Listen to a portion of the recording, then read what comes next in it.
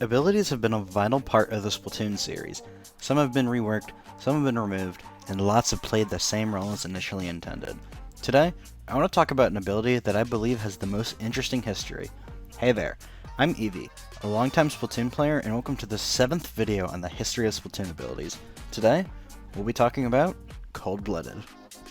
If you like content like this, or just surrounding the Splatoon series, you should subscribe, as it lets me know people like the content I produce, which could lead to more higher quality videos.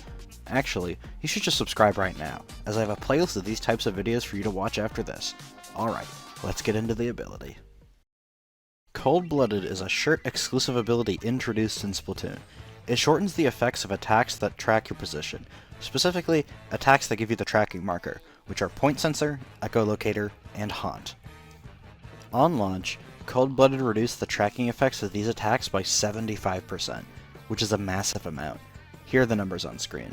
While Point Sensor wasn't common, you saw Haunt quite a bit, and Echolocator was very common, as Dynamo Roller, 96 scale, and NZAP 85 were frequent picks, so reducing the amount of time an enemy is able to see you is a very valuable trait, as you can get sniped across the map with an Inkzuka, or a Kraken user could use their special knowing you're right behind a corner.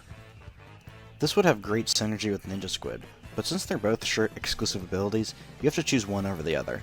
Usually, weapons like short-range shooters and rollers would prefer Ninja Squid, while the mid to longer-range stuff would rather use Cold-Blooded, as the former would rather sacrifice swim speed in order to set up in aggressive positions, while the latter wouldn't want to give up swim speed to stay hidden at a distance. Not a direct change to Cold-Blooded, but in 2.2.0 on October 21st, 2015, Point Sensor got its tracking time reduced, which changed how long it lasted when having Cold-Blooded equipped, lasting half a second shorter.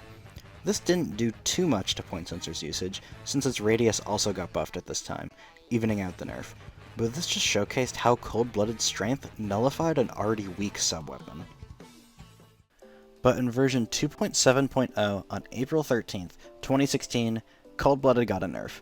The effectiveness of Cold-Blooded got nerfed by 33%, only cutting the tracking time by 50% instead of 75%. This did hurt its usage quite a bit, as it no longer nullifies these abilities as effectively. This made Point Sensor actually usable, and didn't make Echolocator feel like a waste for the user, while also strengthening the use of Haunt. While it did hurt the usage, it was still seen somewhat, as Echolocator is a very common special.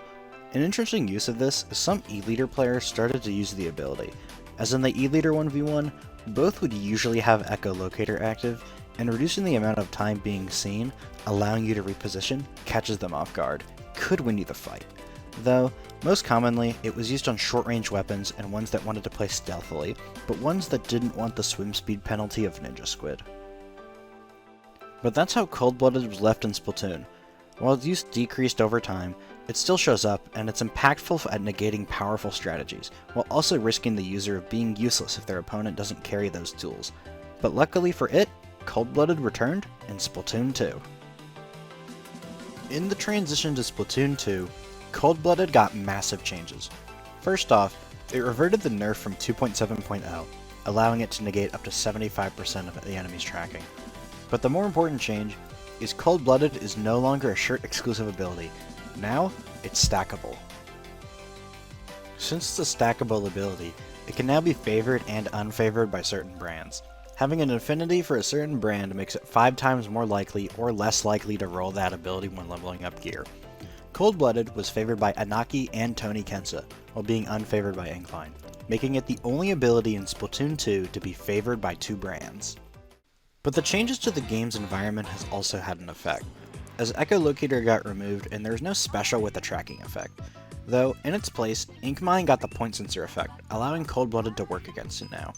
Despite the changes to Haunt, it still works on it, but it's less valuable because tracking is only for the player who has the ability. This makes Cold-Blooded significantly worse upon arrival. Even though Point Sensor was significantly better, it wasn't a good trade-off for losing its biggest counter. Though there are 2 new things that Cold-Blooded worked on now. First was Thermalink, and second was the silhouette shown before firing a Stingray. Both of these almost added nothing to the ability, as Thermalink was extremely rare, and being close enough to its user, or going into squid form, allowed you to bypass its effects.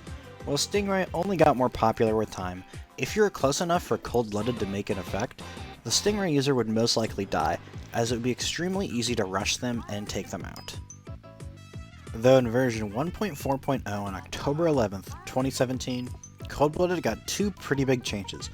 First was the effectiveness of the ability increased by 20%, making the maximum reduction 90% compared to the old 75, while adjusting the scaling. But the bigger change is increasing the radius you're immune to Thermalink, Haunt, and Stingray before it fires. It doesn't give you an exact percentage, as these three effects have different values, so I linked Lean's Splatoon 2 data mine site in the description, which gives you a more in-depth to how the raw numbers work. While these changes were nice, it practically didn't do anything. This was the main problem with Cold-Blooded in Splatoon 2. While it worked on more things than Splatoon 1, those things weren't as prominent as they used to be, along with the different types of tracking, being player locator and see-through walls locator, with the latter working on an individual instead of the team. But I'm pretty sure you all know where this is leading to. In version 4.3.0 on December 5th, 2018, Cold-Blooded got an unprecedented change. The ability at Cold-Blooded was removed and merged with Bomb Defense Up, turning it into Bomb Defense Up DX. Now, what does this mean for the ability? Honestly, not much. Both of these abilities were not used in high amounts, but for different reasons. Cold-Blooded wasn't used because you needed to stack a lot of it in order to see a noticeable effect, and those effects were on things that overall weren't that impactful. But Bomb Defense Up was used a ton, but only 1 or 2 subs, as it reduced the damage from bombs, making most of their splash damage do less than 30, which is an important benchmark. But, more importantly, it reduced the amounts of hits to kill for indirects on inkjets and tentamissile explosions, and stacking more usually would be a waste. I think the developers missed the point when combining these two abilities. Abilities like Haunt and Thermalink are already niche, and Point Sensor wasn't seen as too good. And now, you're giving the tracking reduction effect to an ability everyone at least runs to 1 sub of. Of course, 1 sub of Cold-Blooded wouldn't change the usage of these items that much, but they needed any help that they could get. I want to go over some misconceptions about Cold-Blooded.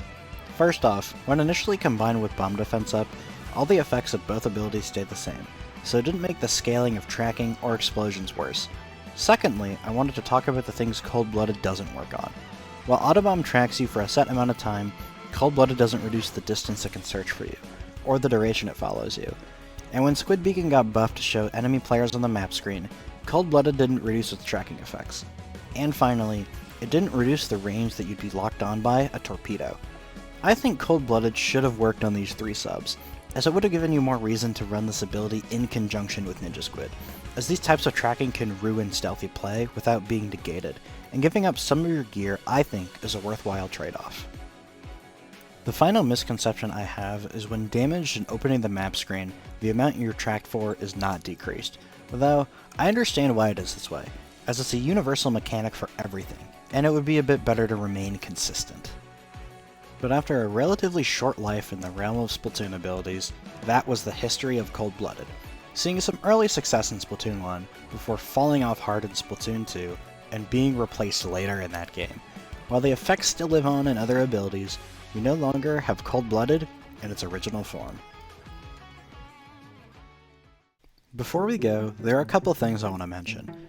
When the merge with Bomb Defense Up happened, all drink tickets and ability chunks combined, and all of your gear, turned into Bomb Defense Up DX, while the gear in the shops who originally had a main of Cold-Blooded now turned into main power-up, except the gray FA-11 Bomber, Pearlescent Crown, and Fringed Loafers, which became Bomb Defense Up DX. The icons are different between the two games. In Splatoon 1, it shows a squid being tracked with a point sensor line, with an X over it indicating it isn't as effective.